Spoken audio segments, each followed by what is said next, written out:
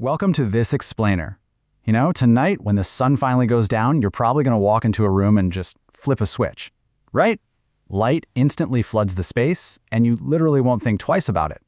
But here's the thing. That simple, everyday act of turning on a light actually hides a massive 300,000-year-old secret about human consciousness.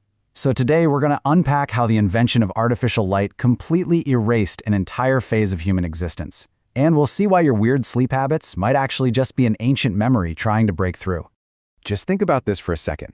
For 300,000 years, half of your life was pitch black.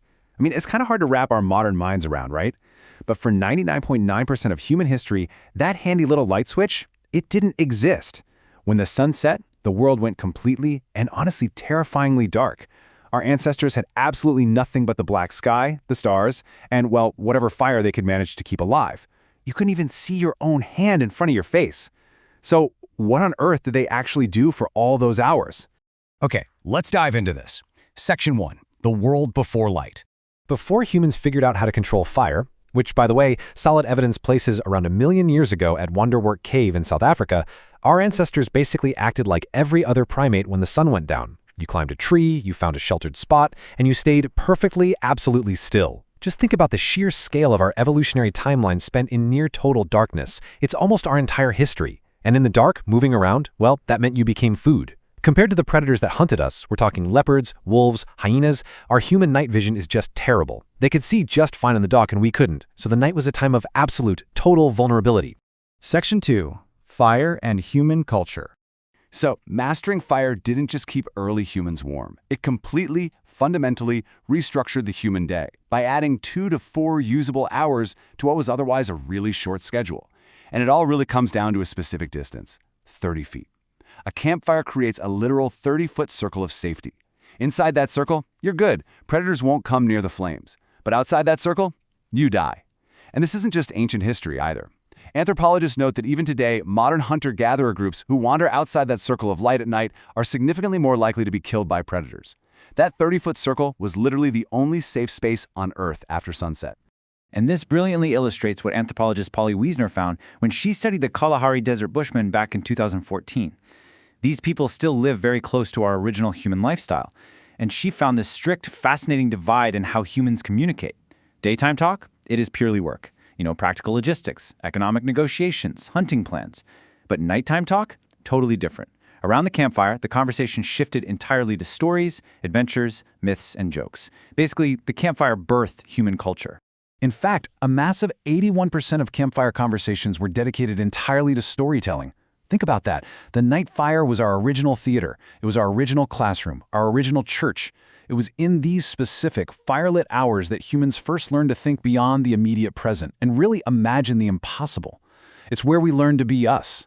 But, the campfire isn't the only secret the night holds. Which brings us to Section 3. The 2-sleep rhythm. Now, what's really interesting here is this central twist, uncovered by historian Roger E. Eckersh in 2001. He spent 16 years digging through over 500 historical references, everything from passages in Homer's Odyssey to 1400s prayer books. And what he found completely turned sleep science on its head.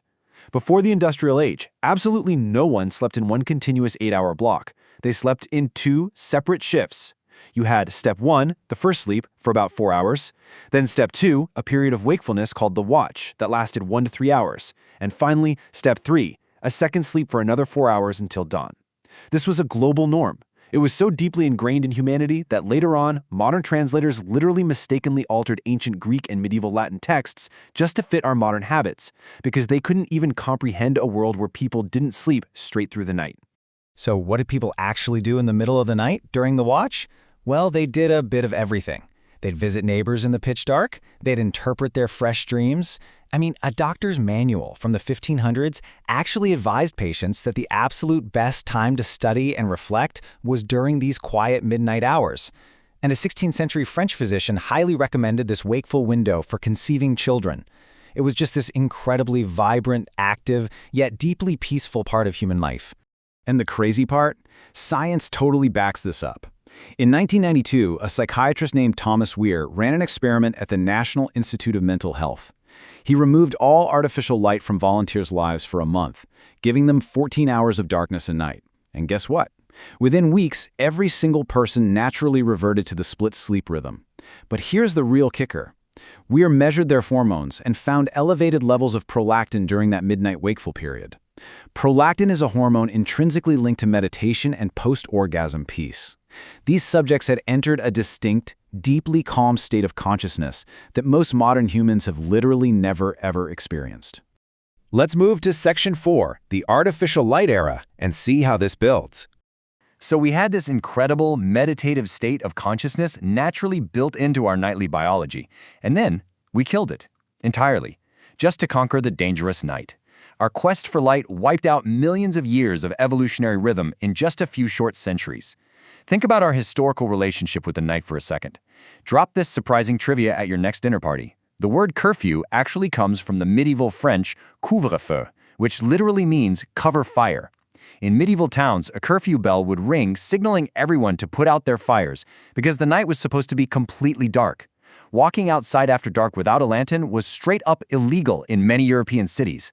The night belonged to criminals and the supernatural. We were absolutely terrified of it, so we decided to defeat it. And it happened incredibly fast. In the 1600s, Paris started installing street lamps to reduce crime. By the 1800s, gas lamps were everywhere. And then, boom, in 1879, Thomas Edison commercializes the electric light bulb. Within just a single generation, a 300,000-year-old evolutionary habit was destroyed, just like that. The terrifying, mysterious night was transformed into a brightly lit, navigable playground. We thought it was this amazing progress, but we had no idea what it was actually doing to our bodies. So, the crucial point is the biological cost. Today, we're exposed to artificial light for 7 to 8 hours after sunset. And here's the thing. Your retina literally cannot distinguish an Edison bulb or your smartphone screen from the actual sun. When that bright blue light hits your retinas at 11 p.m., your brain misinterprets it as daytime. It completely suppresses and delays your melatonin release, heavily fragmenting a circadian rhythm that took millions of years of evolution to build. Which brings us to our final section, Section 5, Insomnia or Ancient Memory. Because we eliminated an entire, peaceful phase of human consciousness, we inadvertently created what we now medically treat as the disorder of insomnia. We lie awake in the dark, super stressed out, thinking our bodies are just utterly broken. But guys, they aren't broken. Researchers have found that if you go camping for just 1 week with absolutely no artificial light, your melatonin cycle will reset by nearly 2 full hours. Your body will just start producing melatonin right at sunset again. That is literally all it takes. 1 week in the dark, and your 300,000 years of deep, biological programming are just waiting to reassert themselves. Which leaves us with this final, really provocative question to think about. What if waking up at 2 a.m. and lying there in the dark isn't your body malfunctioning at all? What if it's not a disorder? What if it is simply your body remembering exactly what it was built to do? We traded a profound, deeply reflective state of human consciousness for the convenience of a light switch. So the next time you wake up in the middle of the night, don't stress. Just remember, you're experiencing exactly what your ancestors did. Thank you so much for joining me on this explainer, and I really hope it changes the way you look at the dark.